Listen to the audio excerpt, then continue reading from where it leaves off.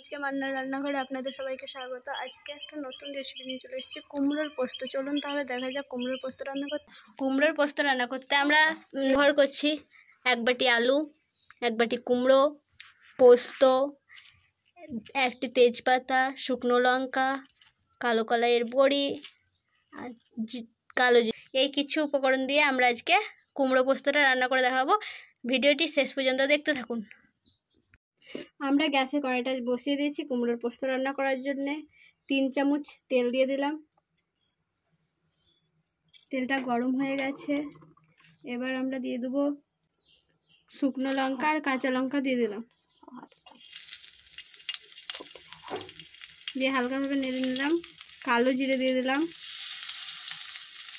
পাতা দিয়ে দিলাম, বড়িগুলো দিয়ে দিলাম, হালকাভাবে নেড়ে নিলাম। কুমড়ো কেটে রেখেছিলাম, এটা দিয়ে দিলাম, হালকাভাবে নেড়ে নিব। কেটে রাখা আলুটা দিয়ে দিব, ভালোভাবে নেড়ে নিব। এটাকে ভালোভাবে ভেজে নিতে হবে, না তো কুমড়োর গন্ধ লাগবে যে। এবার 1 চিমটি হলুদ দিয়ে দেবো,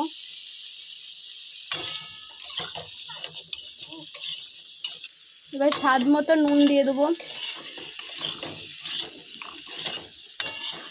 একটুখানি ভালোভাবে ভেজে নিব।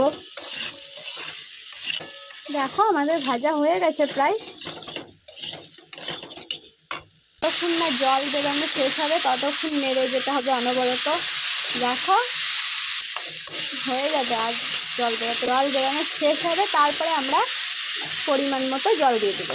জল বেরোনোর আগে জল দেওয়া যাবে না, তাহলে অতটা খেতে ভালো লাগবে না, তো তার জন্যেই।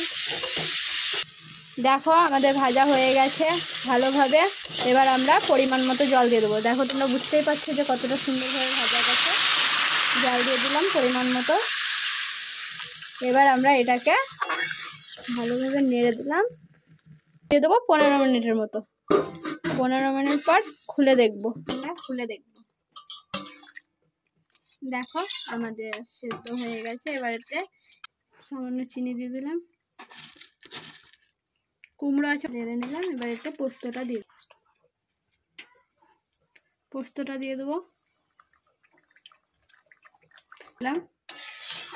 এবার এটাকে ভালোভাবে ফুটিয়ে দেবো, ফুটিয়ে নেব, তাহলেই আমাদের কুমড়ো পোস্ত রেডি। পোস্তটা আমাদের হয়ে গেছে দেখো। এবার আমরা এটাকে নামিয়ে নেব, ঢেলে নেব। দেখো কতটা সুন্দর হয়েছে, তোমরা একবার দেখো, দেখলেই বুঝতে পারবে।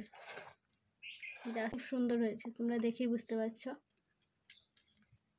বাড়িতে হলে একবার হলেও ট্রাই করে দেখবে, খুবই সুন্দর লাগে খেতে নিরামিষ কুমড়ো পোস্ত। দেখো কতটা সুন্দর হয়েছে, দেখলেই তোমরা বুঝতে পারবে কুমড়ো পোস্ত।